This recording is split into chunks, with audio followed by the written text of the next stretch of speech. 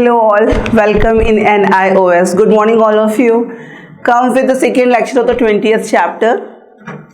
Hope कि first lecture समझ आया है और not hoping but you have to understand because ये सारे क्वेश्चन पेपर में मिलने वाली हैं चीज़ें.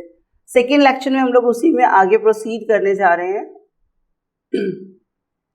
क्वेश्चन है, मैंने बताया था लास्ट लेक्चर में कि सब्सक्रिप्शन आना है अलग से और may be this is the question only, it may be this is the question may be asked.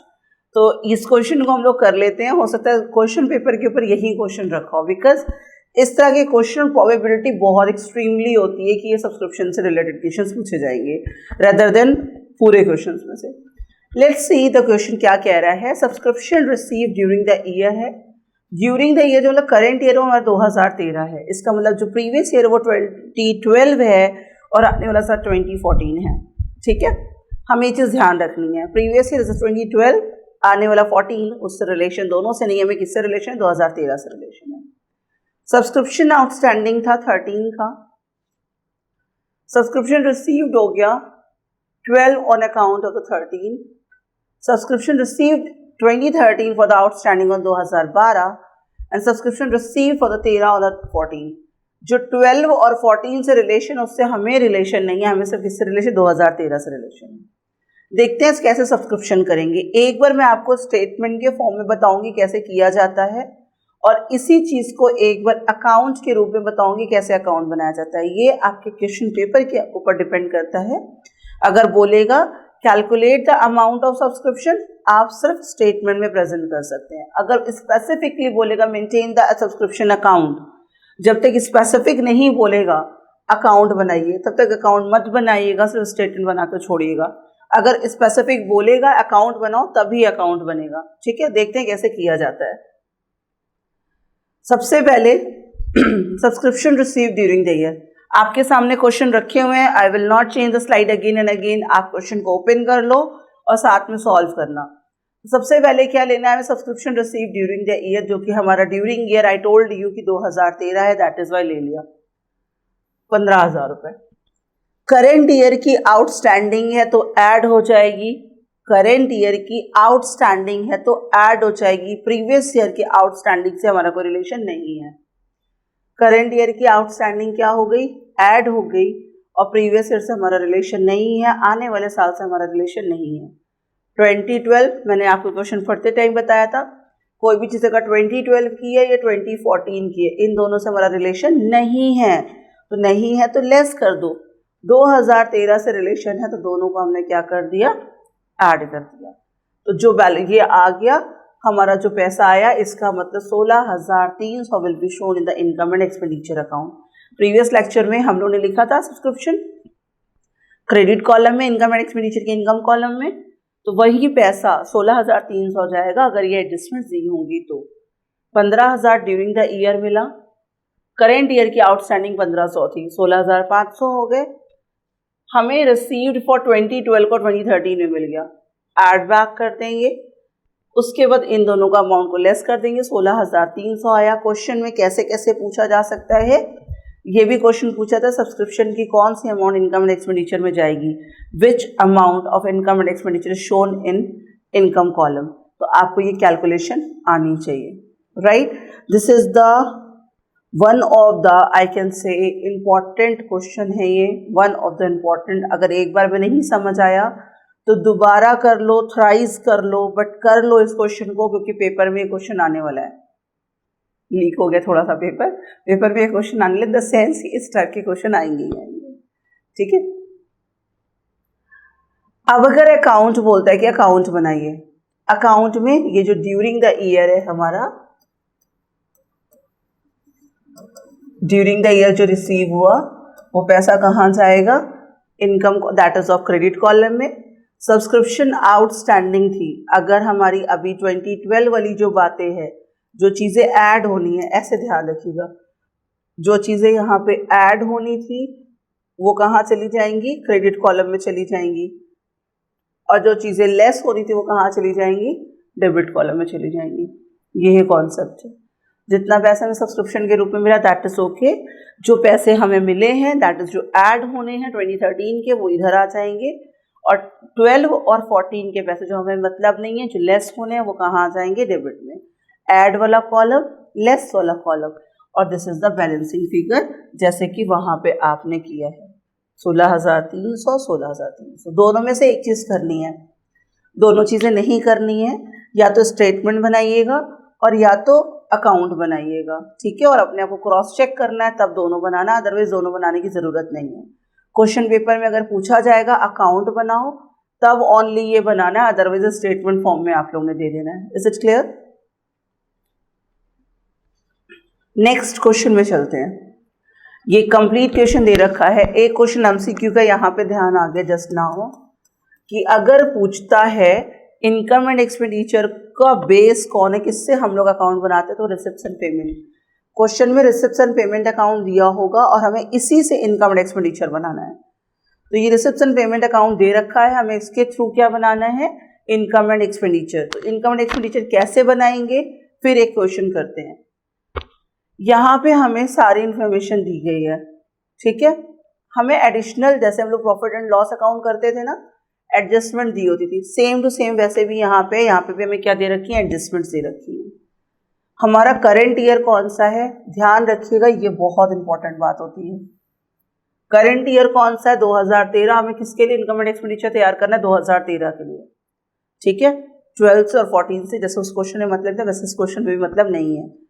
Step सबसे पहले जरूरी, क्योंकि क्वेश्चन आते रहेंगे, क्वेश्चन पेपर जल्दी सॉल्व करना है, ऑन टाइम सॉल्व करना है, उसके लिए पहला स्टेप उठा लो, करंट ईयर कौन सा है, 2013। इसका मतलब कॉन्सेप्ट में आ गया दिमाग में, 12 और 14 से रिलेशन नहीं रखना है, ठीक। पहली बात ये हो गई। उसके बाद इनकम्स को देखना है और एक्सपेंडिचर्स को देखना है। बैलेंस ये कैश है, तो कैश तो हमारे में जाती नहीं है, क्यों, क्योंकि ये एसेट्स होती है। बैलेंस क्या है, ये कैश का बैलेंस है। हम लोग को पता है रिसेप्शन पेमेंट अकाउंट स्टार्ट होता है ओपनिंग कैश से और एंड होता है क्लोजिंग कैश से, और कैश हमारे लिए क्या है, असेट्स है, वो जाना नहीं है, इसलिए हमने इसको इग्नोर करना है। सब्सक्रिप्शन इनकम, और सब्सक्रिप्शन में हमारी एडजस्टमेंट भी दे रखी है, इसलिए सब्सक्रिप्शन को हमने टिक कर दिया। उसके बाद एडजस्टमेंट इंटरेस्ट में दे रखी, सैलरी में दे रखी। तो अभी पीछे चलते हैं। एंट्रेंस फीस इनकम हमारी, सैलरी अब यहाँ पे इसको हटा दें, क्योंकि हमें पता होना चाहिए हमारी कहाँ कहाँ पे एडजस्टमेंट है। सैलरी में हमें एडजस्टमेंट दे रखा था। Rent expenses, purchase of van, van को खरीदा है तो हमारा असेट्स है। एक हमने गाड़ी खरीद ली है, दैट इज वैन, ये हमारी क्या है, असेट्स है, इसलिए नहीं जानी है इनकम एंड एक्सपेंडिचर में। गवर्नमेंट के ग्रांट, अब गवर्नमेंट के ग्रांट्स मिल रहे हैं, तो ये भी हमारी इनकम हो गई। डोनेशन बिल्डिंग फंड के लिए मिल रहा है, ये हमारी लायबिलिटी है। क्या है, लायबिलिटी। बताया था आपको, डोनेशन अगर सिर्फ डोनेशन होता तो जाता, बिल्डिंग फंड के लिए मिला, स्पेसिफिक पर्पस है, तो वो क्या हमारी लायबिलिटी है। इंटरेस्ट रिसीव्ड इनकम एक्सपेंडिचर की कॉलम में जानी है। अब देखते हैं इधर क्या है, एक्सपेंसेस ऑन मोटर वैन, हमने एक मोटर वैन खरीदी, उसमें खर्चे भी किए हैं। लॉन्ड्री के चार्जेस, चार्जेस है। Drugs and incidental charges, charges है। पब्लिसिटी चार्जेस, चार्जेस है। ये नहीं जाएगा, क्यों, क्योंकि ये कैश की क्लोजिंग है और ये एसेट्स है। चलिए यहाँ तक क्लियर हो गया। अब चलते हैं हम लोग कैसे इनकम एंड एक्सपेंडिचर को बनाना है। पहले एक बार अच्छे से क्वेश्चन को पढ़ लीजिए, क्योंकि क्वेश्चन फ्लिप नहीं करेंगे बार बार। एक बार क्वेश्चन देख लीजिए। कैश दे रखा है, सब्सक्रिप्शन, कैश लेना नहीं है, कैश दे रखा है, subscription, entrance fees, salary, rent and purchase of van, government के ग्रांट्स, डोनेशन बिल्डिंग फंड के लिए interest received, expenses on motor van, laundry के charges, drugs and incidental charges, publicity expenses and so on. Adjustment क्या क्या है, subscription outstanding है, outstanding है, इसी साल की है। इंटरेस्ट अक्रूड है बट नॉट रिसीव्ड है, सैलरी आउटस्टैंडिंग है, और डेप्रिसिएशन लगाना है मोटर वैन में 20% का। सैलरी जो हमें इनकम रिसेप्शन पेमेंट में 12,000 दे रखी, जितनी देनी बाकी है ऐड कर लिया।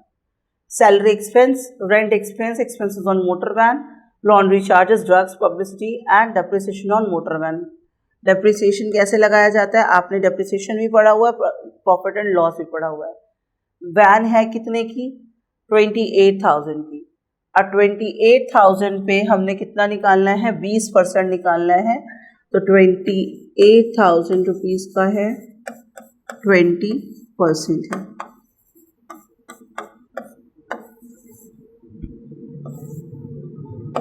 $5,600, राइट। तो 5,600 आपका क्या है, वैन पर डेप्रिसिएशन। ध्यान रखना वैन के डेप्रिसिएशन को सिर्फ वैन की वैल्यू पे निकालेंगे, जो खर्चा उसको कुछ नहीं करेंगे। सब्सक्रिप्शन था, आउटस्टैंडिंग करंट ईयर की बात हो रही तो उसको ऐड कर दिया। Entrance fees, government grants, interest का देखते हैं, इंटरेस्ट में भी कुछ दे रखा था। इंटरेस्ट हमारा यहाँ पे दे रखा था कि इंटरेस्ट रिसीव 2400, और यहाँ पे 600 रुपये का क्या अक्रूड है, मिलना बाकी है, लेना बाकी। अक्रूड मतलब लेना बाकी, दैट इज वाई इसको क्या करेंगे हम लोग, ऐड कर देंगे। उसके बाद सारे इधर खर्चों को ऐड करेंगे, सारी इनकम को ऐड करेंगे। खर्चे हैं 50,000 के, इनकम हमारी यहाँ तक की अमाउंट है, ठीक है। तो कितने पैसे कम पड़ रहे होंगे इधर साइड, 7100। जब इसको हम ऐड करके इसको लेस करेंगे, जो बैलेंसिंग फिगर आएगा क्या आएगा, बैलेंसिंग फिगर।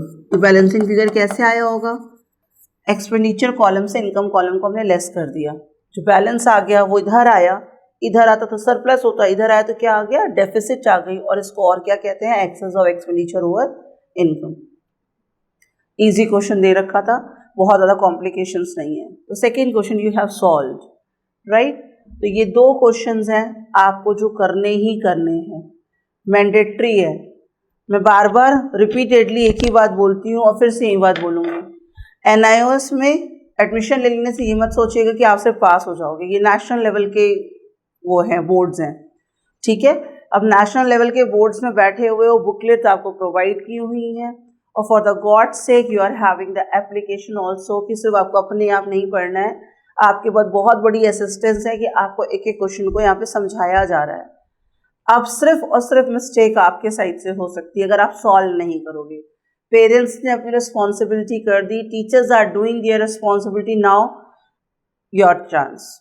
अगर करते हो तो योर फ्यूचर, नहीं करते हो तो थिंक अबाउट योर फ्यूचर कि क्या होने वाला है, ठीक है। तो यहाँ पे थोड़ा सा कंसर्न हो जाओ, एग्जाम्स आर वेरी नियर, थोड़ा सा कंसर्न हो जाओ कि एक एक चीज़ को हम अच्छे से करें। सबसे ब्यूटीफुल बात पता है क्या है, हम लोग भी क्लासरूम में जब बैठते थे ना, टीचर एक बार कोई बात बोल देगा, उसको हम सर को फिर से पॉज करके रीडू तो नहीं करा सकते थे ना। तो दैट वाज द टाइम जब हमें सिर्फ एक बार टीचर को सुनने का टाइम मिलता था, और वो भी शायद स्किप कर गए, अगर माइंड जरा सा डाइवर्ट हो गया तो स्किप हो गई सारी चीज़ें। आप लोगों के पास इतनी अच्छी फैसिलिटी है कि आप जितनी बार चाहो उतनी बार क्लास को प्ले कर सकते हो। अगर कोई चीज़ छूट गई है, आप वापस जा करके उस चीज़ को देख सकते हो। This is the greatest facility, you know. ये अपने ऊपर लेकर देखना, इट्स ट्रू ना, कि आप जितनी बार चाहो किसी भी टीचर्स की क्लास उतनी बार आप देख सकते हो। ये बहुत ब्यूटीफुल पर्सनालिटी की रीज़न, हम लोगों के पास अब जितनी ज़्यादा फैसिलिटीज़ हो रही है ना, हो सकता है हम उतने ज़्यादा डाइवर्ट हो रहे हैं। तो for the God sec I letting you know कि इन फैसिलिटीज़ का फ़ायदा उठा लो और पढ़ लो। अगर पढ़ लोगे तो पेरेंट्स के पैसे, आपका टाइम, हमारा टाइम, सब कुछ वसूल हो जाएगा। और अगर नहीं पढ़ते हो तो नथिंग टू से, future is your not mine. बस थिंक अबाउट दैट, क्योंकि yes competition is an very high level. आपको लगता है क्या सिर्फ आप लोग फ़ोन में रहोगे और आपको पैसे मिल जाएंगे गेम्स खेल करके एंड ऑल? ऐसा पॉसिबल नहीं है। तो चलो एक एक बार पूरा क्वेश्चन देख लो और दोनों क्वेश्चन को कॉपी में सॉल्व कर लेना, और नहीं आएगा then only ask, otherwise try to solve yourself, ठीक है। More and more the facilities are given to you, it's up to you how you are dealing with. Thank you so much.